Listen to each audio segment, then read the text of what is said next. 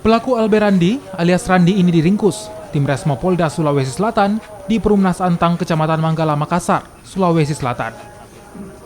Dari hasil penyelidikan, pelaku menjalankan aksinya seorang diri dengan membobol ATM menggunakan kartu memori serta mengganti nomor telepon pengaduan yang tertera dengan nomor pribadinya. Pelaku pun membongkar ATM dan mengambil kartu ATM korbannya yang terlebih dahulu diminta pelaku. Dari sinilah pelaku menguras habis isi ATM korbannya. Aksi pembobolan ATM ini sudah pelaku lakukan di 32 lokasi berbeda dan tersebar di 5 provinsi. Dan dikuatkan dengan koordinasi dengan Satreskrim Polres Layar bahwa ada pelaku pembobolan ATM yang itu dilakukan di Sulut, kemudian juga ada di kita dan beberapa di wilayah hukum lainnya. Ada 5 wilayah hukum yang bersangkutan beroperasional selama beberapa bulan ini.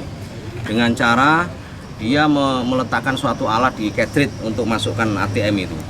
Jadi seseorang apabila memasukkan ATM itu dengan adanya alat yang diletakkan itu, akhirnya ATM-nya tertinggal di situ.